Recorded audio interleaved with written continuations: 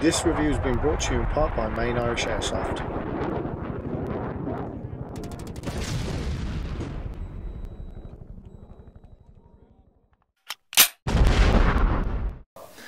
Hi, welcome back, Ollie's Airsoft, and today we're doing a revisit. Now, a long time ago, when we started up the channel first, I did a review of the APS Thunder B grenades. Now, APS were the company that made these. That was my understanding. Apparently APS and APS are one and the same.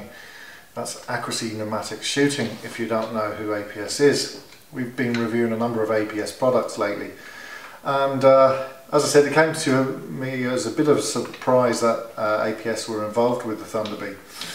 Now, as I said, I did a video a while back, as I said, a galaxy far, far away. See the link here? If you click on the video, I would suggest you go and have a look at that first before you go any further with this video.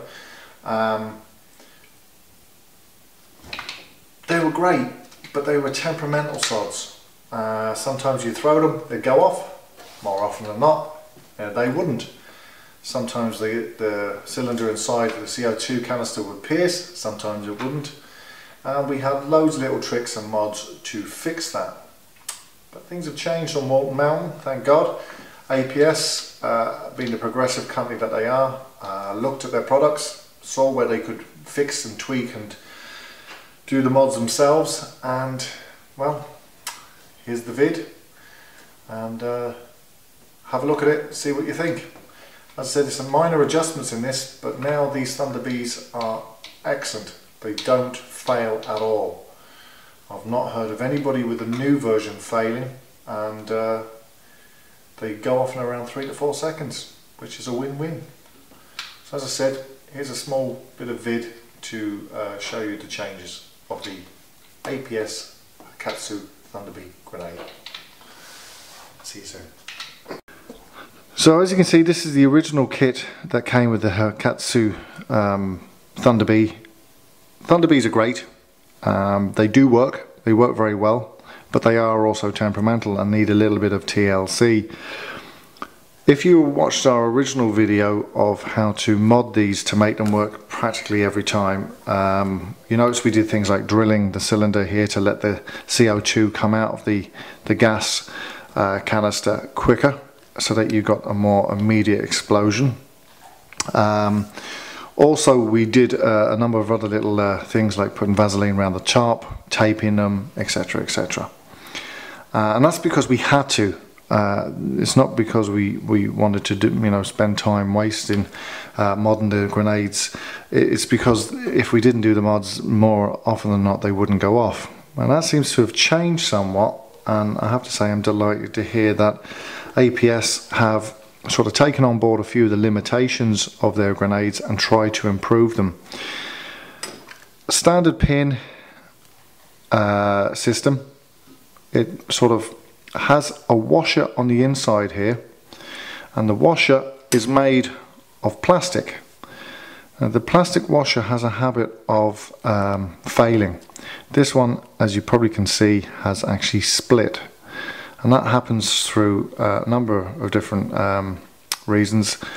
The first one is plastic, and it probably needs a little bit more lubrication, and it just dries out and gets brittle. The other one is under the severe load of the CO2 going off, it's probably just not taking the impact too well. The problem is, once it's split like that, it doesn't work effectively and can lead to problems. I'm sure anybody who's used these grenades will know what the problems are. So what's different from APS and APS? Well, let's get rid of all of this for you for the moment.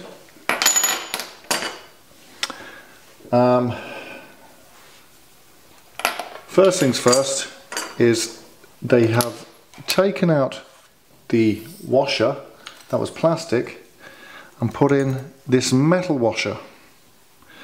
Now, I thought, great, all I have to do is put this metal washer onto my old grenades and they'll work every time as well. It doesn't seem to be the case. Well, I don't know what other alterations they've made to the pin system, but these now go off every single time without fail and within 3 to 4 seconds. So it's a small improvement, but it seems to be making all the difference, and I've yet to meet anyone with the new improved versions having them not go off. So that's a win-win for the new grenades, so certainly worthy of getting them. And what else do they have? Well, they've brought out these Thunder blank cases. Now the cases themselves, they look pretty cool. They fit probably a little bit neater into the molle pouches of your rig, and because they're thinner than the standard sound flash, there's less volume. They go off within 3 to 4 seconds every single time, and they seem to be louder. Now, it is already claimed that the Thunder Bs go off with a decibel rating anywhere between 130 and 150 decibels. These seem louder, so again, advice would be to be very careful where you're throwing them, especially if you're doing it indoors. Personally, I don't think these are indoor devices at all. They should be kept to open field, because hearing damage can occur. But anyway, as I said, they have these new cases. They work really, really well, and they're really ergonomic, and they're easier to throw. So well done for that. But this is one of the biggest innovations I think that they've brought out. This is the standard Thunder sort of sound flash grenade. But what's different about this, it comes with these caps. The caps can be screwed on either end, like so. This works for 2 reasons. Number one, it stops on the split. It stops the split going all the way up into the thread here, which makes it easier for it to get off. Number two, you can take, as you can see, they come in different colours. Basically, you can take the luminous colours to make your grenades far more visible when you throw them, and this is especially needed if you're outside and you're throwing it and there's a bit of scrub on the ground. These things can become notoriously hard to find. But having these orange, I think it comes in yellow, fluorescent yellow as well. Having these things screwed on to your bottom and top make this device a much easier device to find, which is brilliant. Now what I don't understand is APS have brought this out, and they've brought a brilliant system out in these grenades, and yet they do not sell the shells, these black shells, as standalones.